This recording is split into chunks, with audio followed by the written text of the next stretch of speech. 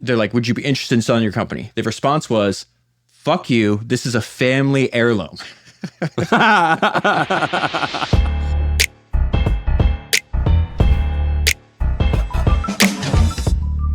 Okay, so what we're talking about today is basically, I don't listen to any business podcasts other than Founders. It's the only business podcast I listen to. I listen to Founders and I listen to MMA and True Crime. That's pretty much it. And so like I view you as my friend, but I also am a fan of yours.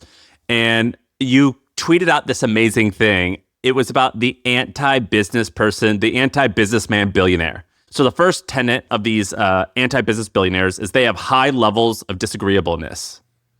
This is very important because everybody around you, I just use a reference of Michael Dell. Michael Dell could be on this list too. I'm reading his autobiography, and I got to the point where they're like, he's taking the company private, and it's so difficult what he's trying to do. And everybody's just like, why don't you just give up, Michael? You're already rich. You could start another company. He's like, I don't want to start another company. I want this. This is my first and last company. In his case, like that's very rare to have your first company be your last company. This is my last company. But then he has a line. He goes, I'm going to care about this company after I'm dead. And I was like, oh, that's a different level. So the disagreeableness, like if we use the three people in the clip, which is like Steve Jobs, James Dyson, and Yvon Chouinard, it's just like they are hell bent on making they don't bend to the world, right? They make the world bend to them.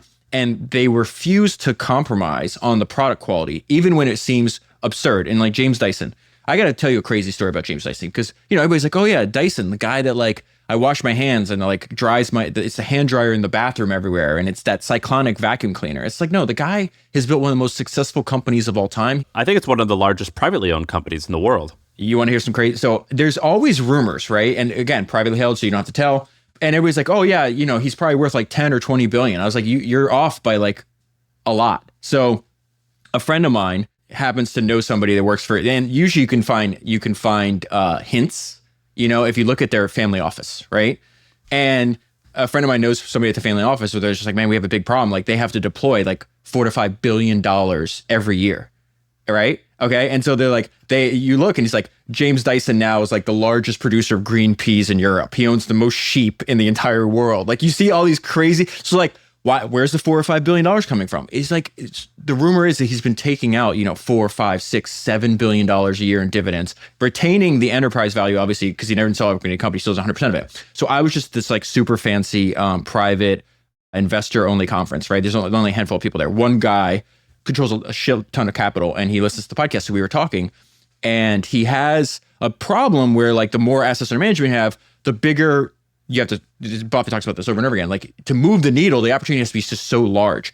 And so they were buying like smaller family companies, maybe in like the $1 billion to $2 billion range.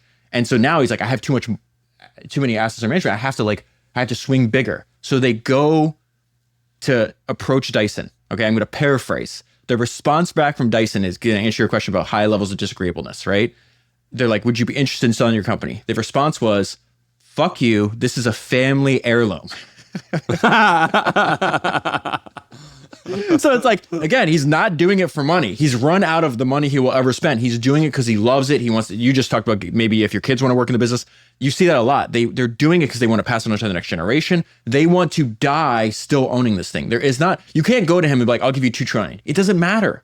It's just, there's no amount of money that you could give James Dyson to stop working on Dyson, just like there would have been no amount of money you could have gave Steve Jobs to stop. If you go to Steve Jobs, imagine going to Steve Jobs and be like, hey, this iPhone you created the most successful consumer product of all time. How much would I have to pay you to not do this?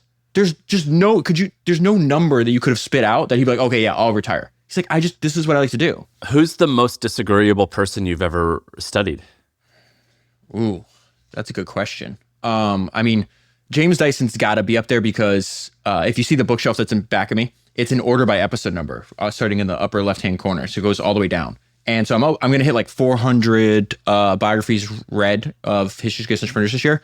And my number one recommendation is still his first autobiography. He wrote an autobiography when he was 45, and he wrote another autobiography when he was 75. They're both great, but the first one's really great.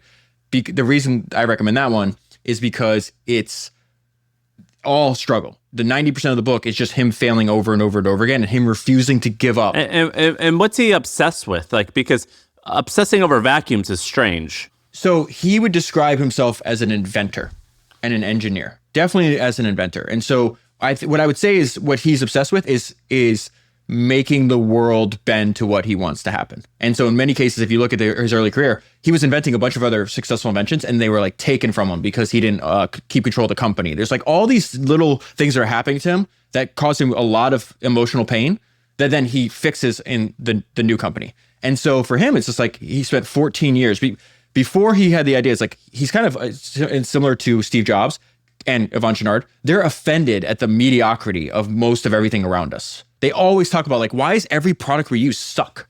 They talk about it over and over and again. And so his idea is like, I bought a vacuum cleaner from Hoover.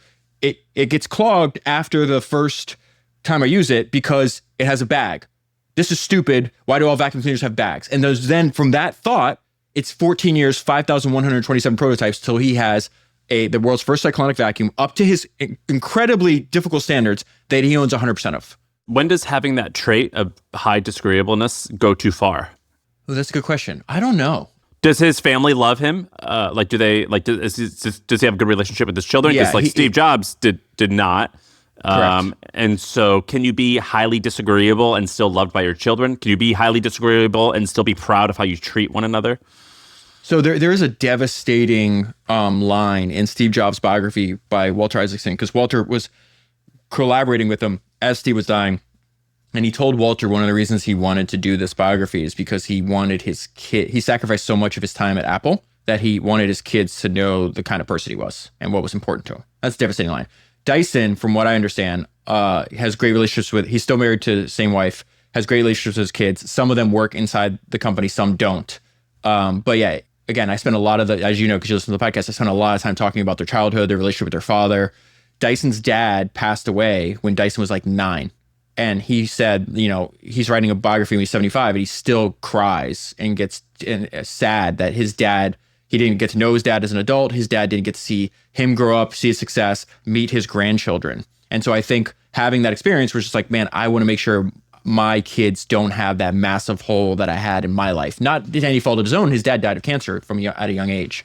No, so I don't think they're mutually exclusive, but yeah, you definitely see a lot of these highly disagreeable people. Like James Cameron is probably the best podcast I've ever done in terms of like what I like craft, and I'm really proud of that episode I did like 2 or 3 years ago. And I start the episode kind of, giving you a hint of the highly disagreeable personality, where I'm like reading from this GQ article and it's like, James Cameron has moved to New Zealand with his 5th wife.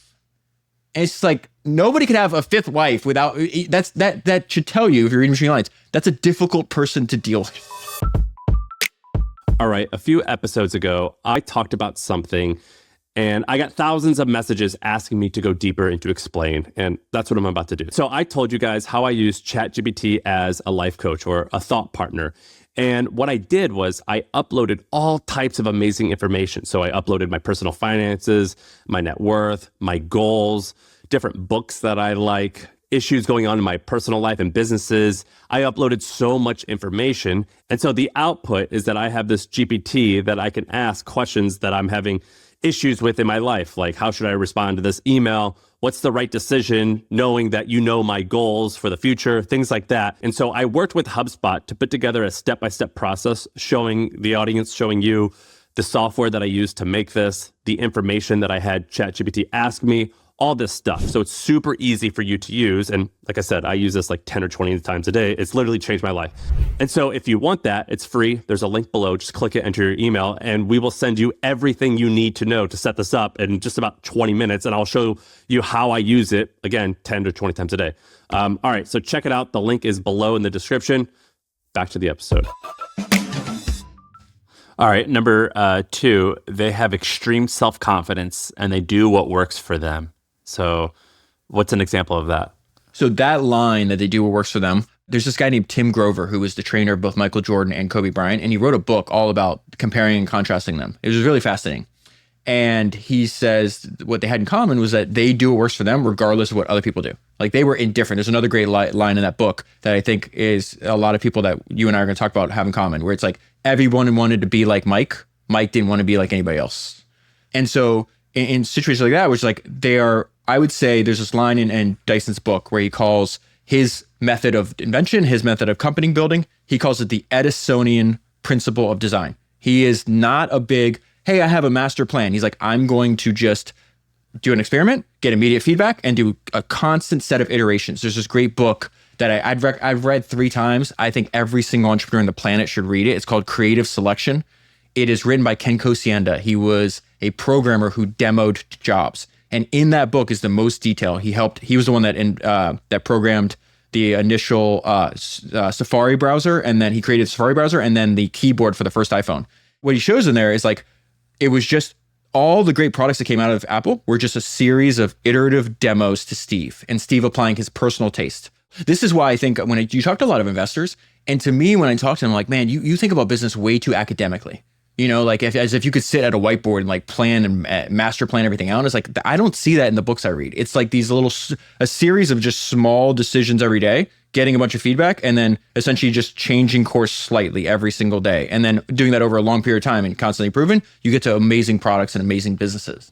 Are the people who have extreme self-confidence, were they self-confident at a young age, or did something happen, like, I guess, born versus becoming that?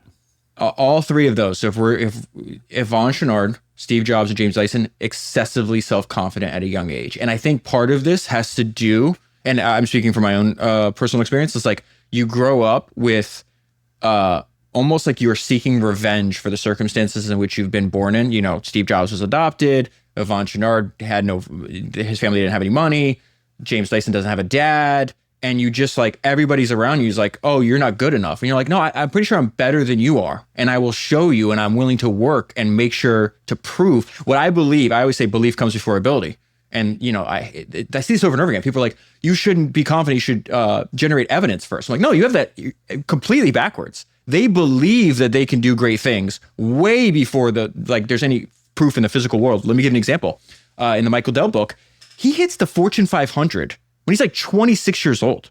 And basically, for the listener, Michael Dell, I believe, at the age of 16, 17, 18, in a college dorm, he was selling computer parts to help people assemble computers, right? He started Dell the prehistory of Dell really happened when he's like 16, 17. He officially started as a freshman in his freshman dorm at University of Texas. But the Fortune 500 thing is important because it's like, yeah, he goes, could the kid that grew up reading Fortune magazine possibly predict that I'd start a company that broke into the Fortune 500? He goes, yeah, I always thought big. He doesn't try to hide. He's like, yeah, I had a lot of confidence. Like, I knew I could do this. I believed I could do this. Now, did he think he'd hit it at 26? Probably not, but he got there even faster. That's the point. He had the belief first, and then he demonstrated the ability. You also say that the third principle is they're obsessed with product quality.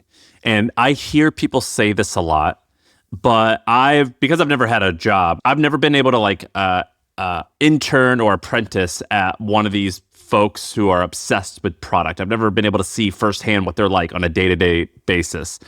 Can you give me an example of what they do each day in order to actually be product obsessed? You know, I love that you frame that question like that. What do they do each day? I was thinking about this morning. I was thinking about the conversation we're going to have today. And I think what all the entrepreneurs I admire have in common is how they want to spend their time is working on their company. So like, I get invited to a lot of things. I say no to most of them because like everything that's not working on the podcast is a giant distraction. And so if you go and actually look, Tim Cook said this after Steve Jobs died. He's like, if you took an inventory of how Steve spent his time, he was at Apple. And then when he wasn't at Apple, he was at home with his family. He wasn't going to conferences. He wasn't trying to be on the scene. Yvon Chouinard, what is he doing? He's working on product and then he's testing the product. James Dyson, 75. The guy's probably worth $100 billion if we're being honest. And where's he at? He's on the front. He's on literally the factory floor. And then he's with the design team. The important thing, and you see this is the problem with modern day entrepreneurship industry, is they like everything except what their company actually does. So if you can find love, right, in the activity itself, you're able to do it for a long time. I got to have, this was the main thing. I had lunch with Sam Zell, who we could talk about too. That 2-hour lunch changed my life, right? And his main advice to me was never relinquish the freedom on what you work on. He goes, the more successful you become, people are going to try to constantly dangle opportunities that are distractions in front of you. And they're going to do that for 2 reasons. They're going to try to offer you more money and more status. He's like, retain your freedom. And he said something that was fucking brilliant. He goes, go for freedom. If you have freedom, you can control with what you work on. If you control what you work on, you can choose to work on what you love. If you love it, You'll do it all the time. If you do it all the time, you'll get good at it and money will come as a result of that. And so all of the people that I admire, it's like, they don't want to go, they're not trying to go out fundraising. They're not trying to like go party all the time. They're literally like just obsessed with what they're doing. And so everything that, like, if you take the inventory of their time, it's like the time is just spent on the company, because I like that. Let me give you my example for me, right? You know this because you have a podcast. We can log into our podcast host right now and change. You can you could change the name of My First Million, right, to Sam's Club, right? You can change it whatever you want. I could change Founders whatever I want. The thing you cannot change is the RSS, the URL slug that for the first time you set up your RSS feed, right? And that URL slug will have the first name of your podcast. My podcast went through multiple names. The first one was autotelic. The definition of autotelic is an activity done for the sake of itself. I was telling you right from the rip, I don't care if no one listens. I'm going to do this. It is inside of me and I have to get it out. I'm going to do this. I would be reading these books and talking about history and entrepreneurship and founders and crazy psychotic people because that's what I love to do. I'd be doing it if no one listened. I love hearing you talk about this. Do you think that you've gotten more crazy and more obsessed reading about these people? For sure. So first of all, you know this because we've talked about podcasting a bunch, and a lot of people like try to like part-time it. And I think literally like podcasting is a miracle. The idea that anything you want to learn, right? Me and you grew up similarly. We didn't have access to a lot of money. I don't think you went to an Ivy League school. Like I couldn't go to an Ivy League school anyway, at all, right? My wife went to an Ivy League school. And when I met her and she told me, she said she went to Penn. And I was like, is that where that football rapist coach guy goes? And she's like, no, it's like a big school. It's like a big shot. Like we're part of the Ivy League. I was like, what the fuck is Ivy League? Is that Hogwarts? I don't know what that means. Dude, I have a rather embarrassing story. Like, first of all, not only did my parents never graduate college, they never graduated high school. So the entire time I was growing up, they never mentioned the word college to me one time. And so I remember being in high school and they're like, what college are you applying to? I'm like, what? The one I could drive to because I got to go to school at night because I got to work full time during the day. Like, what are you talking about? I moved in, I went to student housing, and my roommate was from like Colorado or somewhere. That was the first time I ever knew, and this is really embarrassing, that people didn't work and go to school. Like, he just went to classes. That's all he did. Like, he had nothing else. I couldn't even fathom that. So the reason I'm so obsessed with podcasting and everything else is like, you have any subject you want to learn about. You have somebody that is usually spent 5, 10, 10 plus years studying that, and you can learn from them for free on demand anytime you want to. How could you not be absolutely obsessed with that? So to answer your question, the reason I started reading this, and I didn't even understand this, a friend of mine is the one that told me this. He visited me in Miami, and he's like, this is like 2 years ago. And he's like, it's pretty obvious what you're doing. I go, what? He goes, you didn't have any mentors or any good examples. So if you're like how you are, which is kind of like psychopathically obsessed, he's like, so you just started reading and trying to find like good examples for yourself. And so there's this guy named Larry Gagosian who built this like multi-billion-dollar art business that he controls 100% of. And on the profile that I read to make the episode, there's a line about him. It says he got so good at selling art to the masters of the universe that he became one. He starts out literally selling art in a parking lot, and he got so successful, he's now a peer. So the reason I'm doing this is like, I'm trying to build the best product for the best people in the world. And so, yeah, like it is, I take a lot of the ideas from the podcast and just apply it to my own business, which just happens to be the podcast where I derive the insights from to begin with. The next one is retention of total control. What are the trade-offs of owning everything and being maniacal about the details versus delegation? Because oftentimes, for example, my favorite business author is Felix Dennis. He wrote the book How to Get Rich. He's not nearly as serious as these other guys. He's like kind of like a Mick Jagger and Richard Branson combined. He's like a rock and roll partier, but he became a billionaire. He says that delegation is the reason why he's anything. He's like, I'm a master delegator, which I imagine a Richard Branson type of person would say a similar type of thing. Whereas you have Elon Musk or maybe Coco Chanel or a couple other folks where they are good examples of being in total control and maniacal about the details. I think Estee Lauder, I believe she was pretty nutty. What are the pros and cons and trade-offs, and which do you prefer? I love that you asked this question because this is the great thing about entrepreneurship is like, you get to decide what's best for you. Like, there is not one way. There's not one right way. I could give you examples of people I covered that delegated everything and people that delegated nothing. I just did Todd Graves. Have you ever ate a Raising Cane's? You used to live in Austin.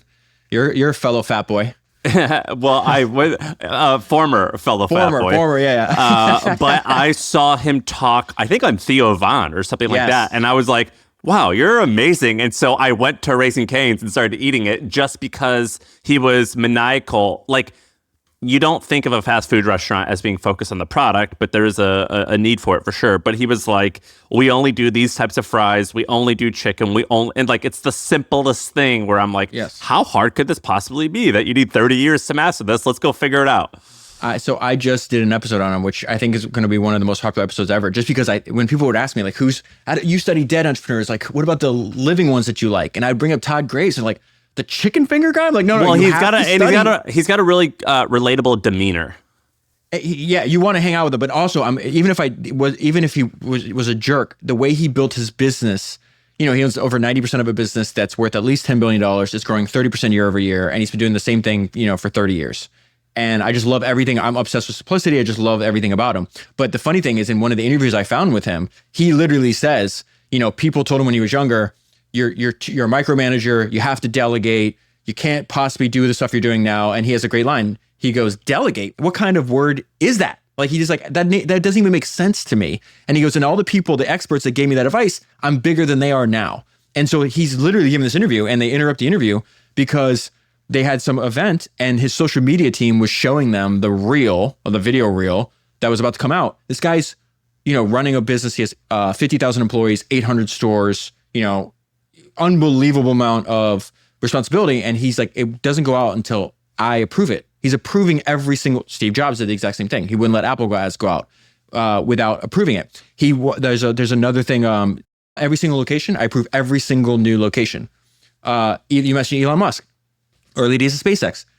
Elon personally interviewed the first 3,000 employees of SpaceX. Sam Walton, go back even further. He picked out, I think, the first few thousand Walmarts. So a lot of them are, I would consider, micromanagers. There are some that, delegate widely. What's more important than that, though, is like, it depends on your personality type. Like, for me, I am a complete micromanager. I'm one of the only podcasters still making podcasts that actually edits his own podcast. Every other podcaster tells me, you're a fucking idiot. Why are you doing that? And it's just like, I'm completely obsessed with it. And I hate it, but I love it at the same time. It's the part about podcasting I like the least, but it's so important for me to completely control the final product. So again, I don't think there's one right way here. It's just like, really, you have to think about, like, how do you want to run your business? Another thing that you said was that they refused to make Me Too products. Is there a story that you have where standing out by having a different product was key to them winning, or also nearly ruined them? I don't know about anybody ruin them. Let's use the prehistory of Patagonia, right? Which is worth a couple $2 billion, privately held company, and as you know, because it's in the book and the episode, it's like he was kind of like a communist. He didn't even want to start a business. He calls himself a dirtbag. He was like, I was a dirtbag climber. I lived in a van. I traveled around just trying to climb mountains. And, which, by the way, there's a dichotomy there. If you're a communist, why do you fully own your company versus giving out equity? Because he's obsessed with exactly. It's almost like a paradox, right? Yeah. Because he's obsessed with control. So that all ties back to control. Now, sometimes you can maintain control. Public company. Mark Zuckerberg has complete control of Facebook. Public company. Steve Jobs had complete control of Apple. Public company. Dyson, obviously private. Bloomberg, private. Patagonia, private. But if you start there, it's like his whole thing was just like, hey, my life is literally hangs in the balance of these clips that people use for mountain climbing. And he's like, these clips are plastic, they suck, they break, this is not good. And they would optimize for cost, because most dirtbag climbers had no money. And so they'd be like 75 cents each. And what did he do? You ask him what his profession is. He said, I'm a blacksmith, because that was his trade, his craft. He's like, hey, I could do a better job than this. He starts using higher end steel. And now he sells what used to cost 75 cents, because it was differentiated, for $4.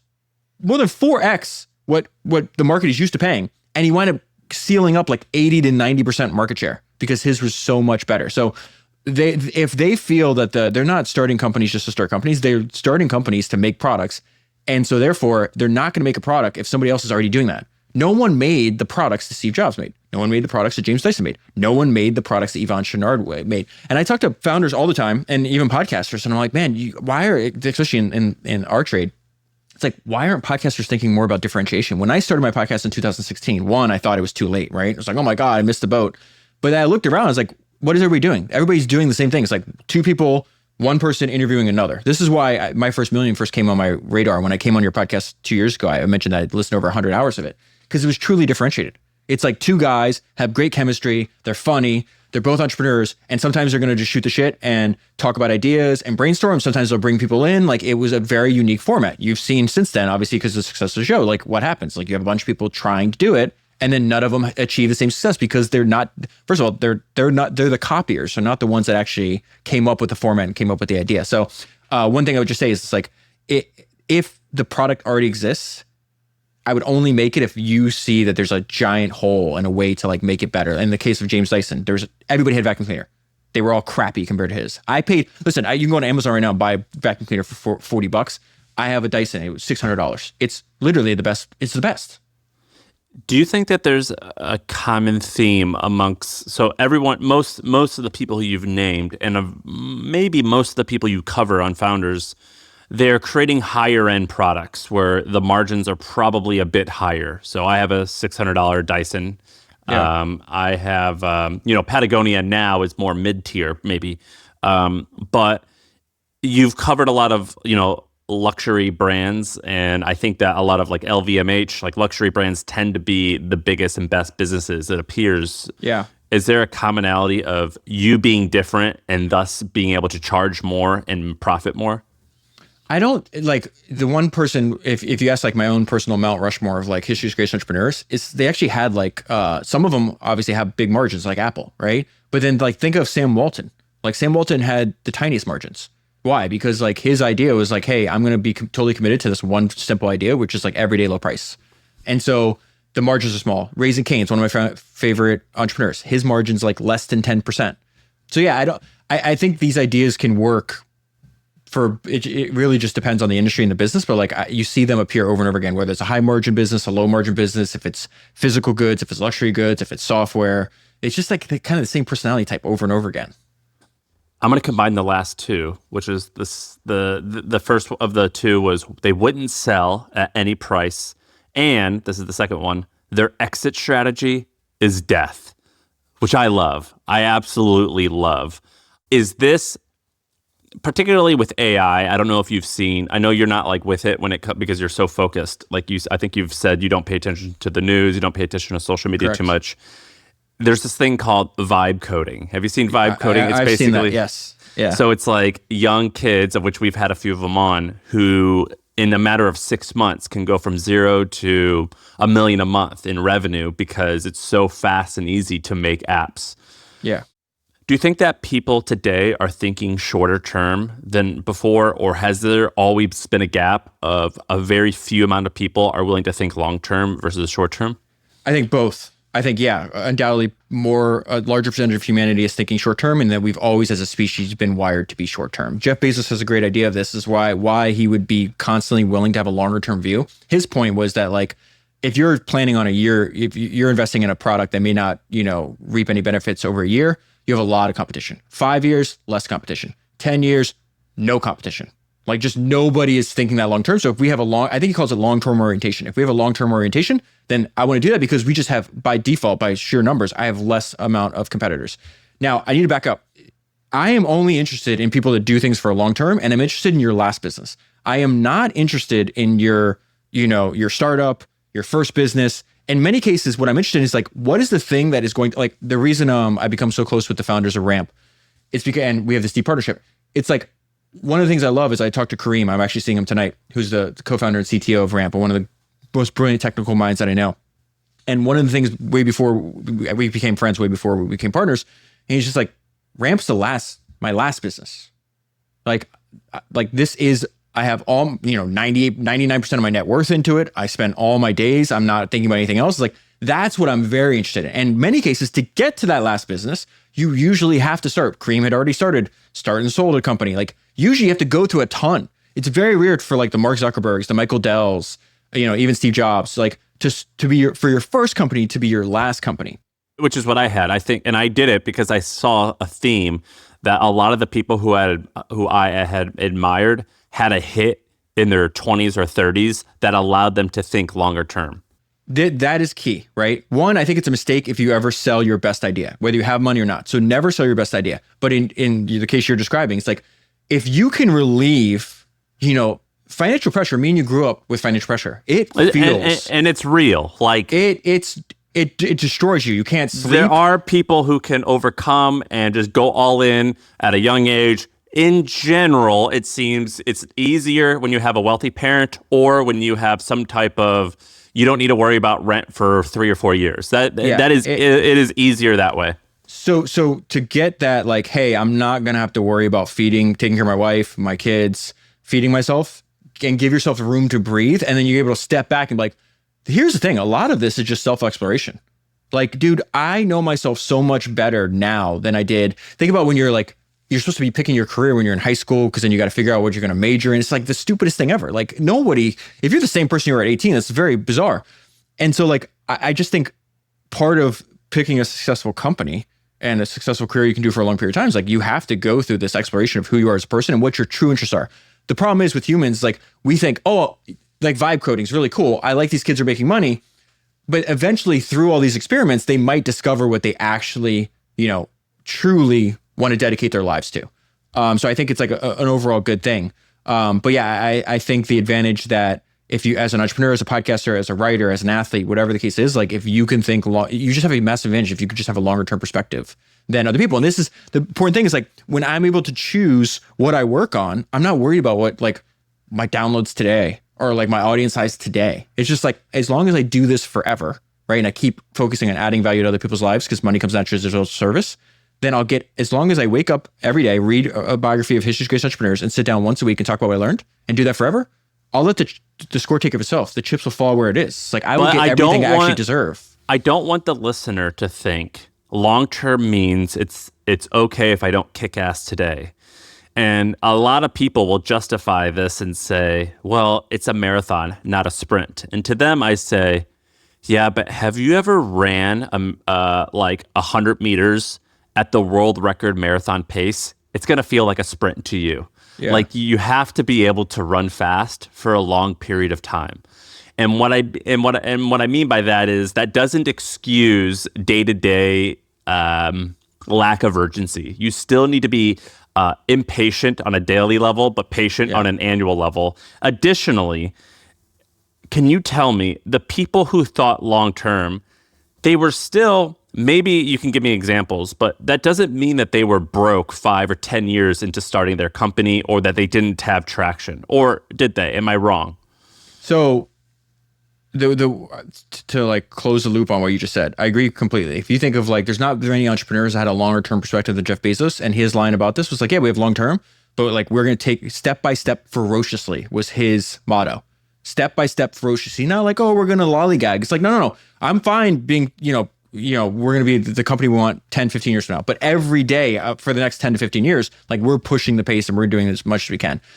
People that were broke 5 or 10 years in, James Dyson, for sure. He was literally going to sleep covered in dirt because he's trying to build a vacuum cleaner for the entire time, going inside, crying himself to sleep as his kids are small. And then his kids are completely grown up. He was in massive amounts of debt. He couldn't find no one. The reason he owns 100% of his companies because no one would actually want the equity, which is hilarious considering how valuable it is now. But also he was like, he had second loans out he had a second mortgage on his home. He was crying himself to sleep.